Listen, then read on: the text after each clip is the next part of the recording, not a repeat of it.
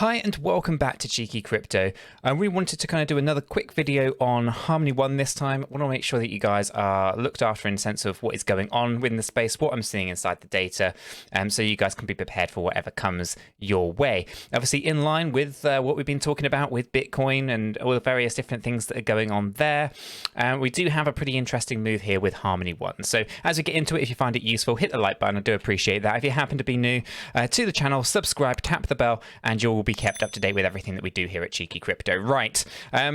Let's not drag this out. Let's get right on into it. So obviously here we have 𝗲𝗲𝗏. This is on the hourly chart. Now, obviously we were expecting a pullback. This is kind of a natural kind of thing that we've been talking about for a while with 𝗲𝗲𝗏. Now, it did go deeper than I was initially expecting. I was expecting somewhere around that 30 cent to 29.5. Obviously, once we lost that, 27.5, we lost that area. It was clear that it was going down lower. So obviously yesterday with our Patreon members, we went through that AMA. We looked at 𝗲𝗲𝗏. And we could actually scope out, there's this range just down here where we actually have been right now. This is so initial kind of scope for us was in this yellow box area that had actually worked previously.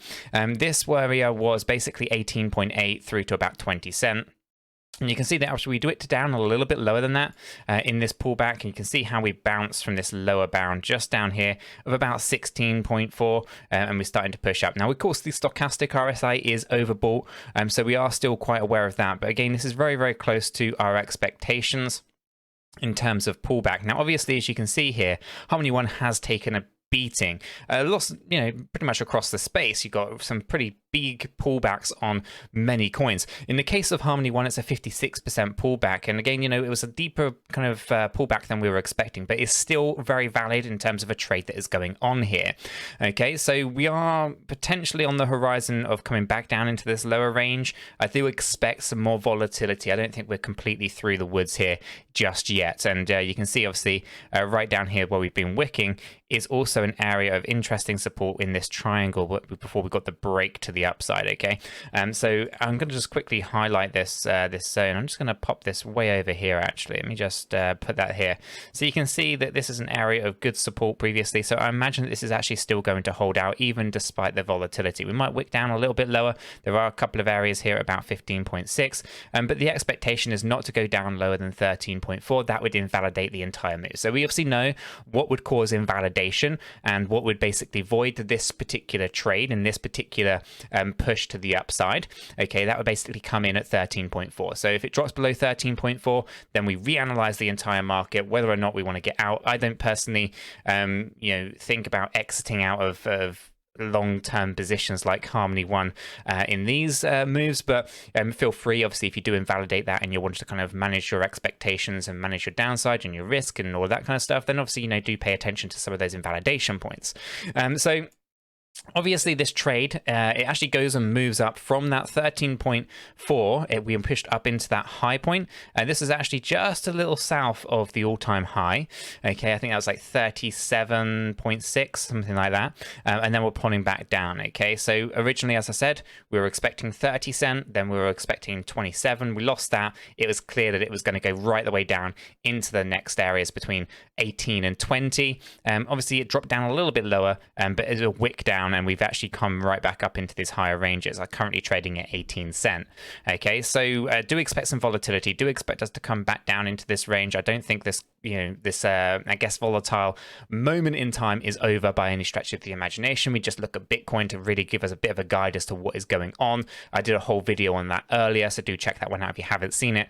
But for 𝗲𝗲𝗏, do expect volatility. I don't expect us to go down massively at this point. A 56% pullback is quite significant. If we actually drop down, below this threshold of 13.4 and we invalidate this move, that basically is on the cusp of bear market territory. Okay, those kind of pullbacks are very, very serious, and we should be considering exactly what that is at that point. Okay, but at the moment, nothing is actually invalidated. The Bitcoin play is still in there. It hasn't been invalidated despite the volatility. We have 𝗲𝗲𝗏 still in play, hasn't been invalidated. Now Cardano, that was invalidated. We wicked way down there, and that's been invalidated. We have to scrap that analysis and restart that one. But for 𝗲𝗲𝗏 here, it's still very much in play.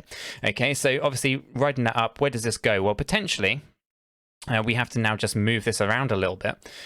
So we obviously have our Fibonacci retracement tool. Okay, this actually is analyzing the first A wave that we had here. So now we can go ahead and put this down on our B wave as it stands at the moment, and we can reposition our C wave high.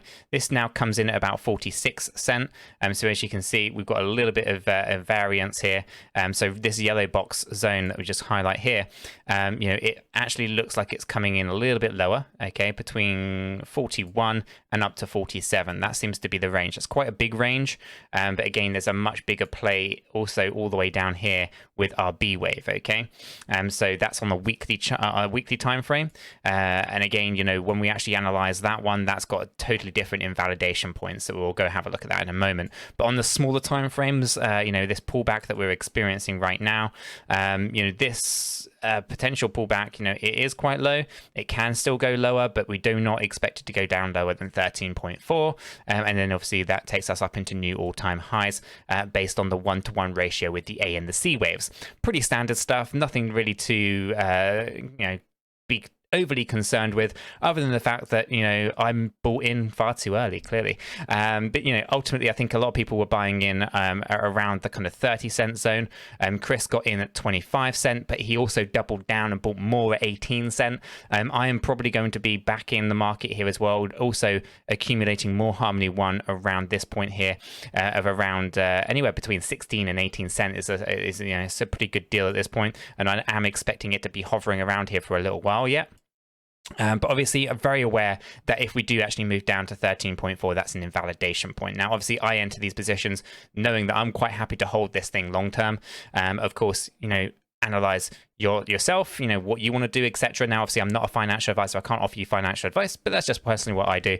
And I know Chris is very much of the same ilk. Now, what I'm going to do is I'm going to actually just jump up into the daily time frame here, and we can actually see that a little bit clearer, right? We'll take some of that noise out, and you can see here we have the A wave, which actually is made up of 5 waves plus a little bit of volatility in his section here.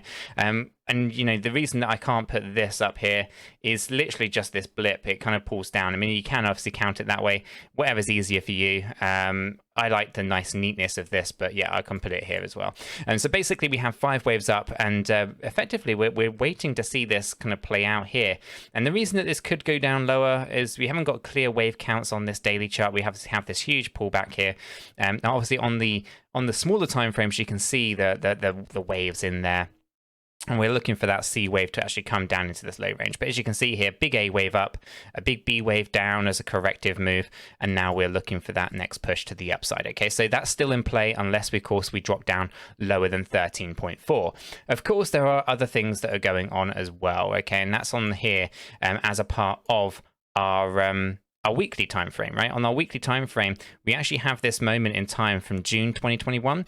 We have a big A wave going up here, and you can see this as a big ABC in itself, with an ABC coming down for our B wave. And what we're looking for here is this this next move to the upside and taking us out towards that kind of 47-cent zone.